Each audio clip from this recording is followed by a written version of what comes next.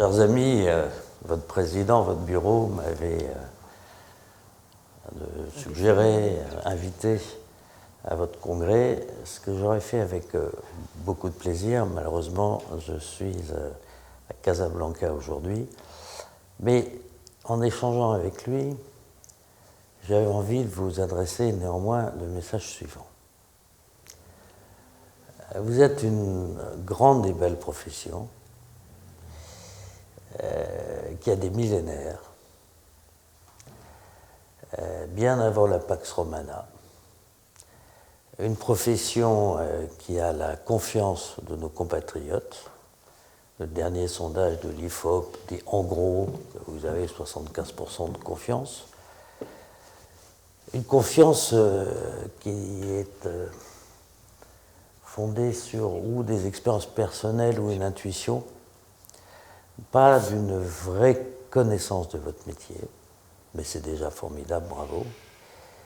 Un métier qui s'exerce partout, de la plus haute tour au plus petit clocher, dans les territoires d'outre-mer comme dans les capitales, chez les riches comme chez les pauvres, chez les industrieux comme chez les ruraux. Et puis vous êtes surtout le maillon indispensable à une société régulée par le droit, puisque une décision de justice n'existe en réalité qu'à partir du moment où vous l'avez signifiée, que des attestations confiantes sont indispensables à notre société, et c'est vous qui en avez le monopole. Et au fond, cette profession, cette grande profession, hein, plus de 10 000 personnes, avec un ensemble de personnel qui concourt, a une caractéristique extraordinaire, c'est qu'elle ne fait jamais parler d'elle, qui est une qualité, mais en même temps n'apporte pas tout ce qu'elle pourrait apporter à notre République. Je m'explique. Vous êtes probablement, parmi tous nos compatriotes, ceux qui, en permanence, non seulement connaissent, mais vivent quasiment dans leur propre chair ou dans leur cœur les situations les plus étonnantes, parfois douloureuses, parfois graves, parfois plus tendres quand vous réussissez à trouver, face à l'appréhension d'une décision implacable, un modus operandi qui permet à la vie de continuer à vivre, à éviter la spirale infernale des engrenages et des déchirements. Et en discutant avec votre président, avec le bureau, je me disais, mais au fond, ces huissiers qui sont partout et tout le temps, dans des conditions parfois de peur, d'interrogation, d'incertitude, qu'est-ce qu'ils vivent au fond d'eux? Au fond, qu'est-ce que quelqu'un qui exerce cette mission si particulière de signifier, d'attester, de tenter de trouver des solutions dans une neutralité républicaine totale, comment ils vivent ça?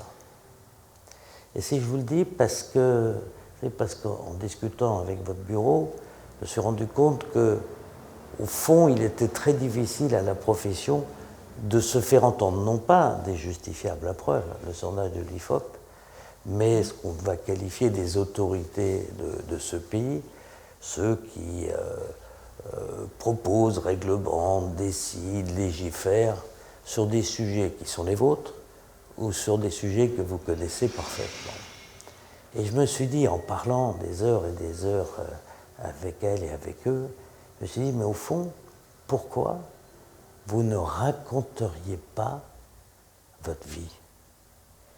Comment, en arrivant dans une voiture au petit matin, allant sonner à la porte d'un domicile pour une signification qui peut être parfois douloureuse, comment vous vivez ça? Comment vous vivez le premier regard, la première main tendue, ou parfois c'est pas la main qui est tendue? Comment vous vivez la signification d'une décision qui peut changer la vie de quelqu'un, changer la vie d'une famille, changer un destin?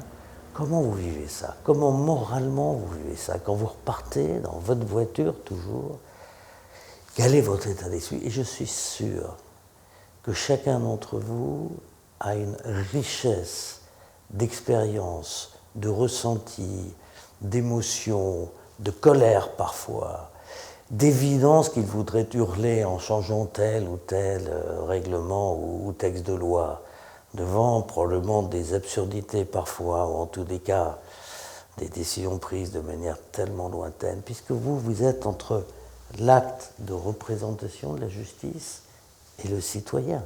Vous êtes et le dernier maillon et le premier maillon pour le citoyen contribuable ou justifiable. Et au fond, ce rôle de messager, vous savez, c'est la vieille idée, malheur à celui par qui le mauvais messager, cette fonction de messager de la société. Mais vous devez avoir au fond de vous des histoires incroyables. Pas tellement à raconter les histoires des autres, mais raconter comment vous le vivez. Et je peux vous dire que si chacun d'entre vous se mettait dans le mois qui vient, devant une feuille de papier, raconter ses émotions, ses colères et ses rêves, eh bien vous feriez un document d'une richesse extraordinaire, d'abord pour vous, pour vos amis, pour vos enfants, qui connaissent peut-être de manière lointaine l'extraordinaire complexité de votre métier, son extraordinaire richesse, et parfois sa grande ingratitude, et puis pour la société française, et puis pour les dirigeants français, et puis pour les représentants, vos dirigeants que vous avez choisis, pour qu'ils puissent plus peser dans le débat pour l'organisation de votre profession, mais aussi pour notre République. Ce petit effort, ce grand effort au fond d'introspection sur soi-même, probablement réduirait même quelques risques de moments difficiles. Pourquoi pas de pré-burnout, puisque c'est à la mode. Je suis sûr que ça doit faire du bien. Et puis en plus, collectivement, ça vous donnerait une force et une luminosité pour nos compatriotes extraordinaires. Alors, si vous faites cet effort, à votre président et à votre bureau de l'organiser dans l'anonymat évidemment le plus total, sauf ceux qui souhaiteraient ne pas être anonymes, et puis qu'un grand écrivain français, eh bien, à partir de cette richesse-là, fasse une très belle fresque de notre pays et de nos compatriotes. En tous les cas, si vous avez besoin d'un coup de main, n'hésitez pas, et je vous souhaite un très grand congrès.